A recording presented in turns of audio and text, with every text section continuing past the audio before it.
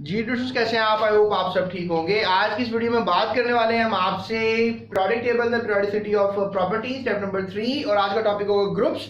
इसमें से कौन कौन से सवाल आ सकते हैं पहले मैं आपको ये बताऊंगा ताकि आप प्रॉपरली उन सवालों को याद कर लें और फिर जब आपका पेपर आए, बोर्ड का है या क्लास का है, स्कूल का है, whatever the paper medium you are giving, तो उसमें आपके लिए आसानी पैदा हो। सबसे पहले सवाल आपको आएगा कि नेम फर्स्ट ग्रुप एलिमेंट्स। मैं आपको सवाल लिख देता हूँ यहाँ पे। तो स्टूडेंट्स, जो सवाल मैं सोच रहा हूँ बोर्ड के लिए इंपॉर्टेंट है वो ये है कि नेम फर्स्ट ग्रुप एलिमेंट्स। बहुत इंपॉर्टेंट सवाल, काफी बार बोर्ड में आया हुआ है। फिर है why groups are called family. आखिर ग्रुप्स को फैमिली क्यों कहा जाता है? What are the normal elements. Normal elements कौन से होते हैं, कहां से कहां तक ग्रुप के एलिमेंट्स को नॉर्मल एलिमेंट्स कहते हैं। और ट्रांजिशन एलिमेंट्स, ये सवाल पहले भी मैंने आपसे करवाया है लेकिन फिर यहाँ पर भी है ये सवाल कि ट्रांजिशन एलिमेंट्स क्या होते हैं। फिर give general electronic configuration of all groups, और आपने जनरल इलेक्ट्रॉनिक कॉन्फ़िगरेशन सारे ग्रुप्स की तैयार करनी है। तो ऐसा करते हैं, हम पहले सवाल को हल करते हैं। Name first group elements. Students, जैसे कि मैंने आपको बताया कि फर्स्ट ग्रुप एलिमेंट्स को जो है वो अल्कली मेटल्स कहते हैं। याद रखिएगा, फर्स्ट ग्रुप को अल्कली मेटल्स कहते हैं। और याद करने का तरीका बहुत ही आसान, हा ली ने की रब से फरियाद। ठीक है जनाब, इसको बहुत आसान तरीका है पहला ग्रुप याद करने का। हा ली ने की रब से फरियाद। तो यू कैन जस्ट हा ली ने की रब से फरियाद। और आपको पता है पहला एलिमेंट जो है वो क्या है? हाइड्रोजन। दूसरा एलिमेंट है लिथियम। तीसरा एलिमेंट है सोडियम, इसको वैसे नेट्रियम भी कहते हैं।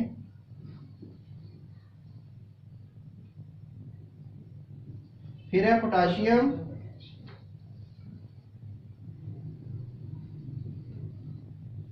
और फिर ये रुबिडियम है।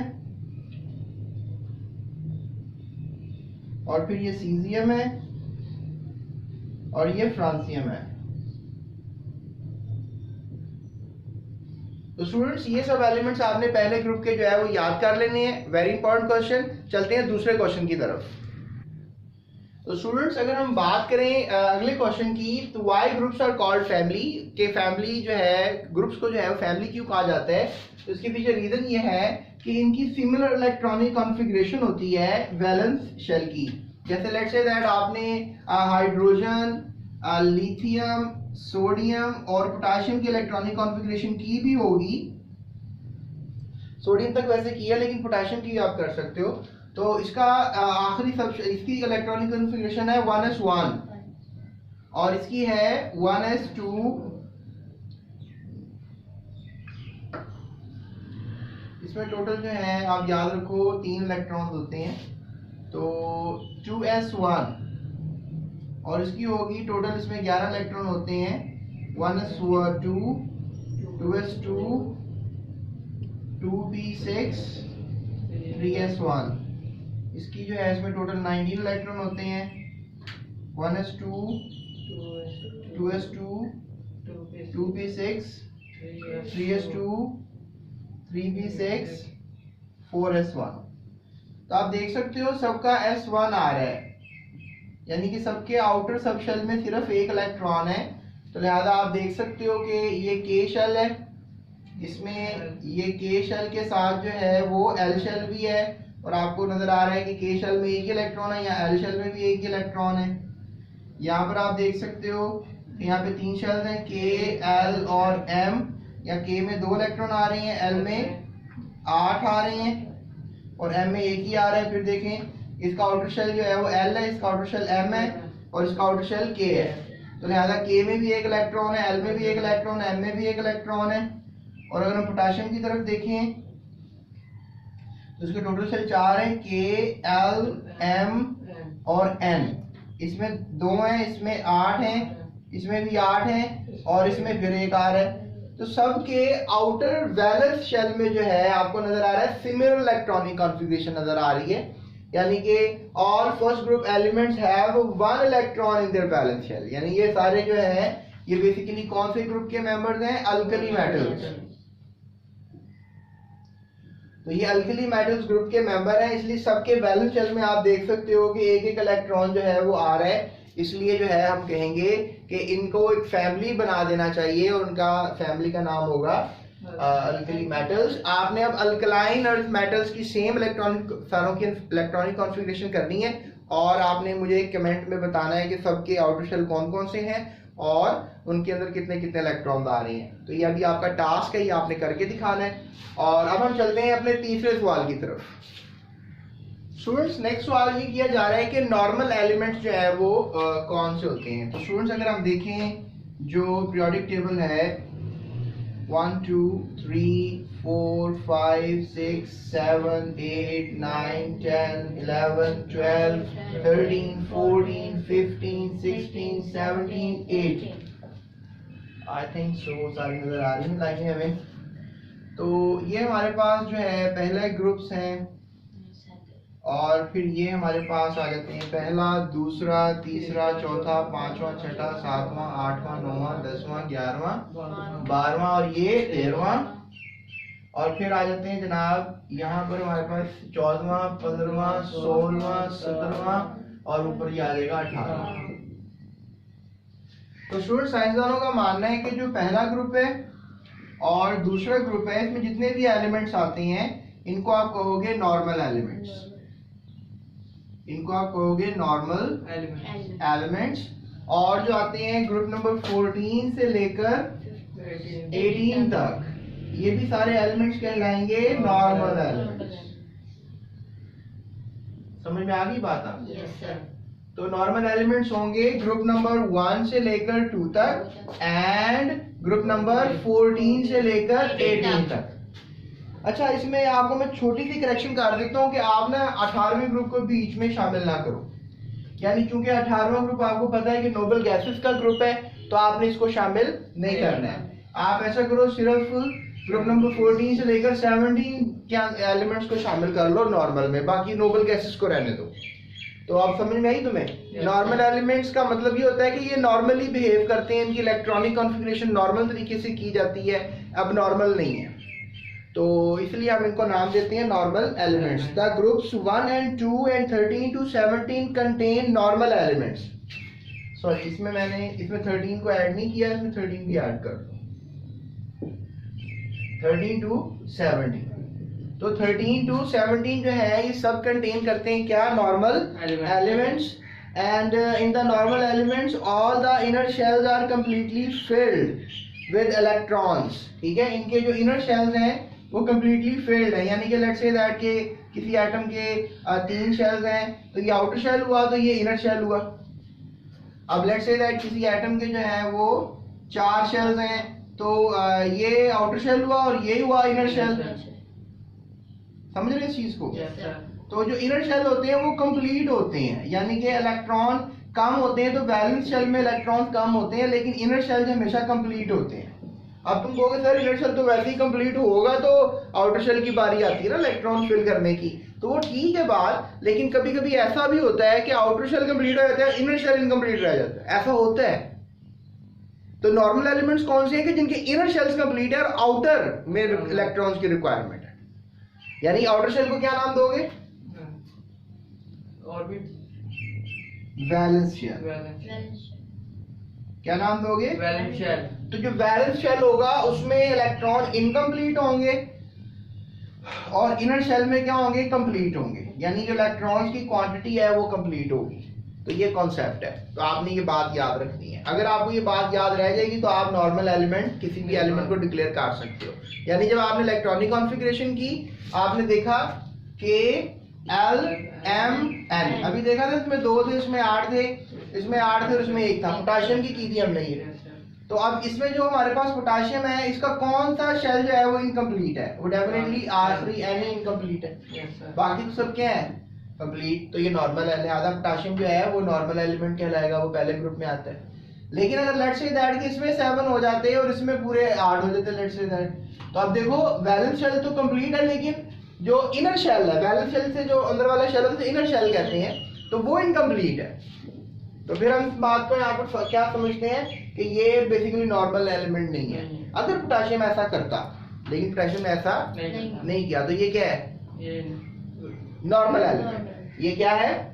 ये नॉर्मल एलिमेंट के हमेशा आखिरी मदार, आखिरी शेल जो है वो इनकम्प्लीट होते हैं, बाकी सब जो है वो आखिरी शेल जो इनकम्प्लीट होते हैं, बाकी शेल कंप्लीट होते हैं, राइट। अब उसके बाद हम चलते हैं अपने नेक्स्ट क्वेश्चन की तरफ। स्टूडेंट्स, अगला क्वेश्चन जो है वो आपसे किया जा रहा है कि ट्रांजिशन एलिमेंट्स जो है वो क्या होते हैं। तो स्टूडेंट्स याद रखो, we have periodic table 1 2 3 4 5 6 7 8 9 10 11 12 13 14 15 16 17 18। So we have total 18 groups। तो अब यहाँ पर हमारे पास ये पहला ग्रुप है, ये दूसरा, और लेट्स से दैट ये तीसरा है, चौथा, पांचवा, छठा, सातवां, आठवां, नौवां, 10वां, 11वां, 12वां और 13वां। तो ये जो 12वें तक हम काउंट लेंगे, ठीक है, और फिर ये 13वां स्टार्ट हो जाता है और ये आखिरी ग्रुप है। तो स्टूडेंट्स ये जो हमारे पास बेसिकली कह लेंगे 13, 14, 15, 16, 17 और ये 18।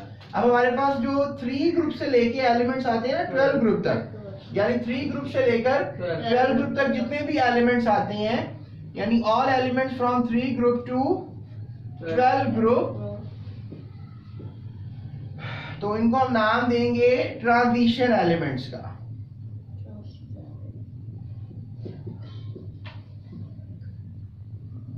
और मैं आपको बताऊं ट्रांजिशन का क्या मीनिंग होता है। ट्रांजिशन का मीनिंग होता है कि ये जो हमारे पास ये ब्लॉक है, आपको याद है ब्लॉक का क्या नाम था? P block. इसका क्या नाम था? S block. एस और पी के दरमियान कौन सा ब्लॉक आ रहा है?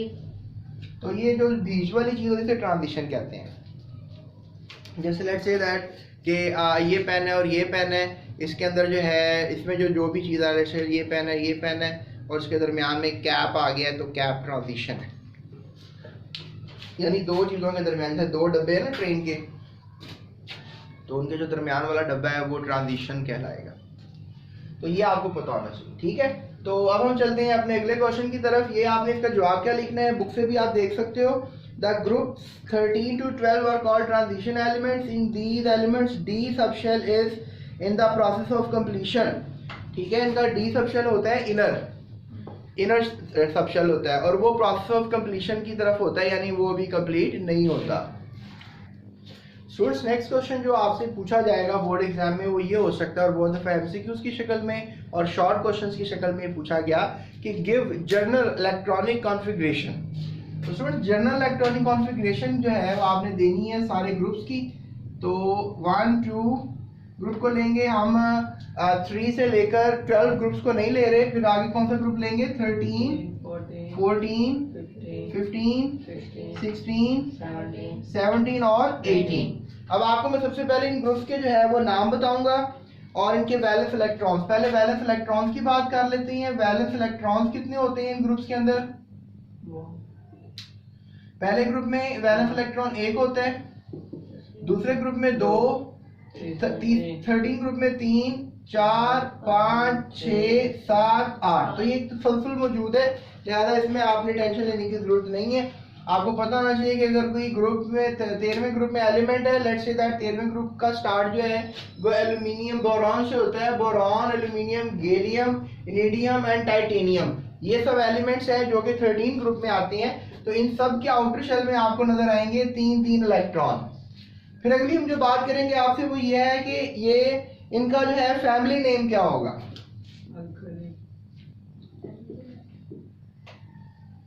तो स्टूडेंट्स, फैमिली नेम पहले ग्रुप का रखेंगे अल्कली मेटल। अल्कली का मतलब होता है बेस, यानी बेस बनाने वाले मेटल्स। और अल्कलाइन अर्थ मेटल्स नाम है दूसरे ग्रुप का, अल्कलाइन अर्थ मेटल्स। उसके बाद नाम है जी तीसरे ग्रुप का बोरॉन फैमिली। फिर नाम है जी चौथे ग्रुप का कार्बन फैमिली।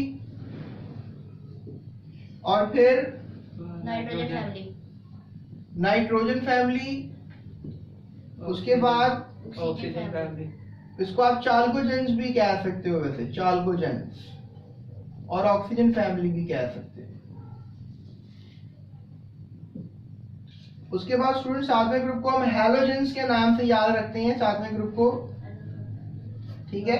पांचवा ग्रुप जो था वो नाइट्रोजन फैमिली, चौथा ग्रुप कार्बन था, तीसरा ग्रुप जो था, 13वां ग्रुप जो था वो बोरॉन फैमिली था। तो ये आपने सीक्वेंस नहीं बोलना है। और आखिरी ग्रुप को हम नोबल गैसेस भी कहते हैं, नोबल गैसेस, रेयर गैसेस भी कहते हैं, और इसके अलावा हम इनको इनर्ट गैसेस भी कहते हैं। इनर्ट गैसेस, रेयर गैसेस, इन सब के जो है ये नाम हमने रखे हुए हैं। So it's a very important for your understanding. तो स्टूडेंट्स ये आप याद रखो। और सबसे इंपॉर्टेंट चीज है इनकी जर्नल इलेक्ट्रॉनिक कॉन्फ़िगरेशन, वो मैं आपको करके दिखा देता हूं। So let's do the journal electronic configuration.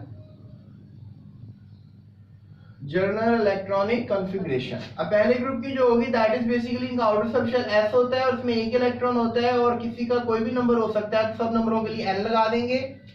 और दूसरे ग्रुप में डेफिनेटली हम लगा देंगे किसी भी नंबर के लिए n, और इसमें आउटर शेल में कितने इलेक्ट्रॉन होते हैं? 2। s में 2 इलेक्ट्रॉन होते हैं, याद रखना है आपने, ठीक है। अगर आप ये भूल जाते हैं तो आपका एक नंबर का एमसीक्यू कटेगा, तो आपने भूलना नहीं है। उसके बाद हम 13वें ग्रुप पे आ जाते हैं। यहाँ पे हम NS2 करेंगे और NP1 करेंगे, NS2 और NP1, क्योंकि N का मतलब है कि कौन सा ये हमारे पास पीरियड है? तीसरा पीरियड है। तो N की वैल्यू 3, अगर चौथा पीरियड होगा तो डेफिनेटली N की वैल्यू क्या हो जाएगी? 4 हो जाएगी। मैं लाइनें लगा देता हूँ जरा, थोड़ा सा इजी हो जाएगा आपके समझने के लिए।